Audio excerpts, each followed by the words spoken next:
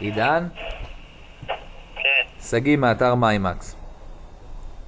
מה קורה? בסדר, תשמע, שוחחתי עם חברת ההובלות.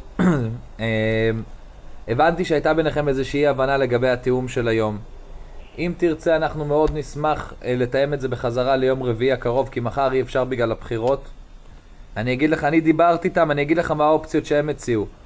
או מ-12 ואילך, עם כמה שעות התראה שתרצה מראש, 4, 5, 3 שעות, זה לא בעיה. או שתסכים לקבל את זה, הוא יעשה מאמץ, הוא לא יכול להבטיח, לשים אותך בסוף התור, ואז רוב הסיכויים שזה יצא אחרי 3.5. אז תאמר... זה עוד הפעם, אין לי בן אדם בבית בשעות האלה. זה לא משנה כמה זמן, הוא יכול להביא לי גם התראה מהיום למחר, בבוקר, זה לא משנה. אפשר לספק לך... אין לי בן אדם, ואני בלימודים, אני לא יכול להפסיד יום לימודים בשביל לקבל את המוצר, אתה מבין? אפשר לספק לך למקום אחר?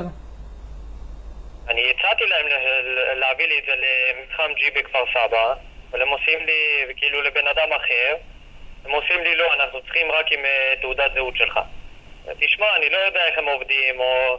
לא, הם עובדים בסדר גמור. ואני אומר להם שזה בסדר. הם עובדים בסדר גמור אם הם אומרים כזה דבר. תשמע, יכול... כן, אבל אם אני אומר להם שזה בסדר, שאני אומר לבן אדם לבוא אליהם, ועד שהבן אדם לא אומר להם את השם שלי ואת המוצר ואת הכל, אז אני לא מבין מה הבעיה. תחשוב שעכשיו... אני מבין שזה כדי שלא... תחשוב, עידן, תחשוב שעכשיו אתה נוסע באוטובוס ומדבר איתי, מישהו לידך שמע את השיחה, מתקשר לחברת ההובלות, אומר, שלום, זה עידן, תספקו את זה לקריית שמונה, ואיזה מישהו מחר מקבל את הטלוויזיה.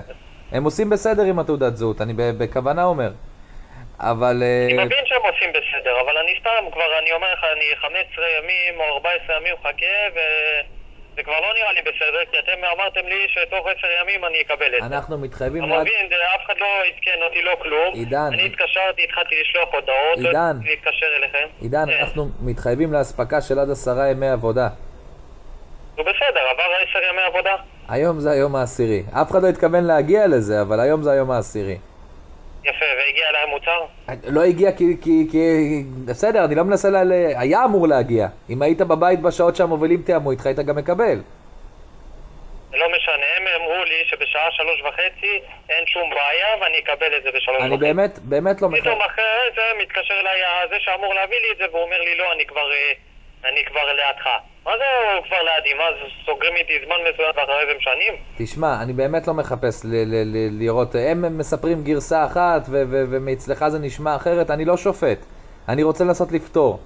אז אם יש לך מקום אחר לספק אליו, תגיד לי, אני אספק לך את זה למקום אחר. תקשיב, אני לא נמצא שם אבל. בסדר, אין בעיה. תגיד לי עבור מי. אני לא צריך אותך. תן לי טלפון של בן אדם וכתובת. אני לא יודע מה יהיה ביום רביעי. אני עובד במתחם ג'י בכפר סבא. בסדר? אני אחראי שם על ההבטחה. בסדר? כל פעם יש שם אחמש אחר. אחמש של ביטחון אחר. אתה מבין? אני לא נמצא שם כל הזמן ואני לא יודע מי יהיה אחמש באותו יום. אז אני לא יכול להגיד לך גם שם ככה. לשלוח את זה לחבר, לשכן. זה מישהו שעובד איתי. לאחד מהאחמשים בג'י. אני לא יודע מי יהיה האחמש באותו יום. הוא ישבור לי את זה בצד.